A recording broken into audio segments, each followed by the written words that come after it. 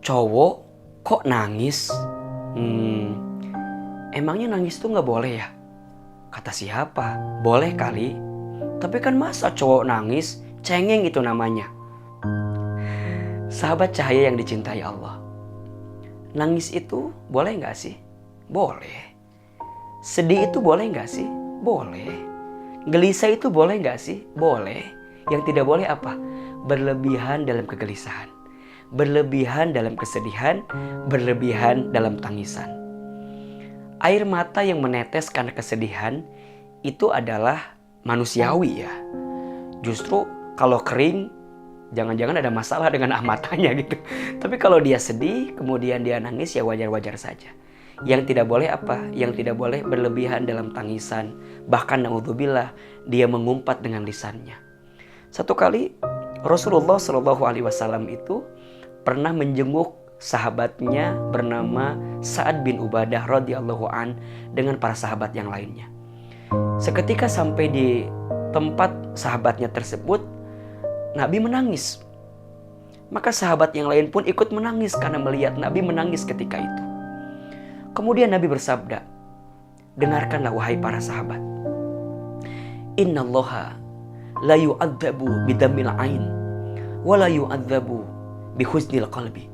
Sesungguhnya Allah tidak mengazab seseorang karena tetesan air matanya. Allah tidak mengazab seseorang karena kesedihan dalam hatinya. Allah itu menghukum seseorang dan mencintai seseorang karena apa? Karena lisannya. Jadi kalau kita nangis, wajar. Apalagi kalau lagi sedih gitu ya. Tapi yang tidak boleh apa? Berlebihan. Dan bahkan berlebihan itu disertai dengan umpatan di lisan kita. Itu yang tidak boleh. Kan ada orang yang begini, oh, kok bisa, kok gitu, apalagi dengan menghina ya, kok Allah nggak adil dan seterusnya dan seterusnya. Nah itu yang tidak boleh. Jadi hati-hati dengan kemudian sesuatu yang disebut dengan meratapi gitu ya, meratapi keadaan. Itu namanya niyahah, itu yang dilarang.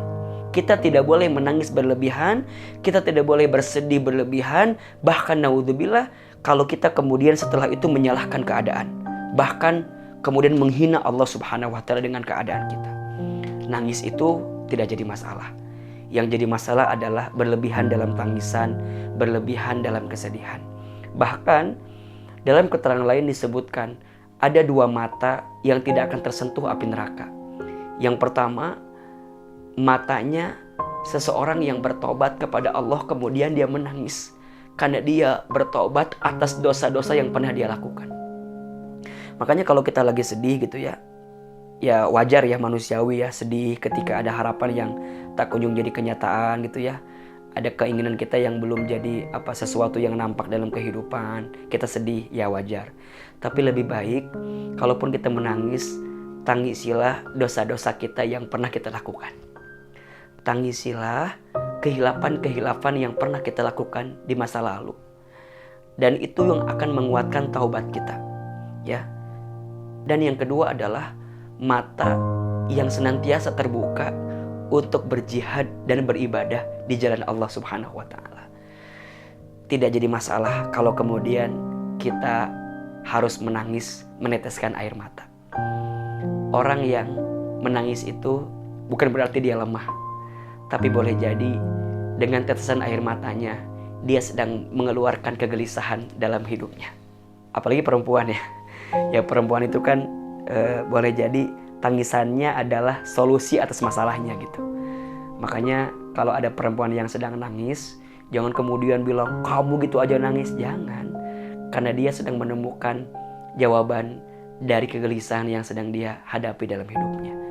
Nah begitupun dengan laki-laki, misalnya ada yang laki-laki menangis gitu, ya nggak menjadi masalah. Yang tidak boleh adalah berlebihan dalam tangisan. Yang menarik adalah begini, kenapa laki-laki dan perempuan itu ya, coba deh, kalau perempuan lagi sedih pasti nutup mulutnya, tapi kalau laki-laki lagi sedih pasti nutup matanya. Coba deh perhatikan, kalau perempuan sedih pasti nutup mulutnya, air matanya kan nangis nih, tapi yang ditutup apa? Mulutnya gitu. Tapi kalau laki-laki sedih pasti yang ditutup adalah matanya.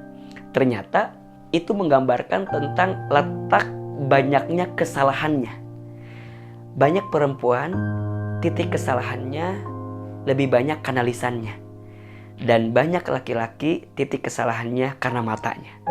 Maka kalau kemudian kita menangis, kemudian kita sedih gitu ya, jadikan tangisan kita sebagai bentuk menyadarkan hati dan diri kita untuk mendapatkan kebaikan dalam kehidupan kita.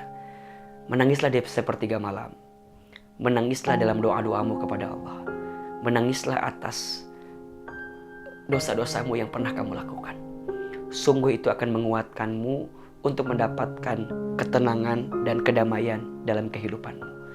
Orang yang menangis bukan berarti dia lemah. Tapi orang yang menangis, dia sedang menemukan cinta dan kasih sayang di balik sesuatu yang sedang dihadapi di dalam kehidupannya.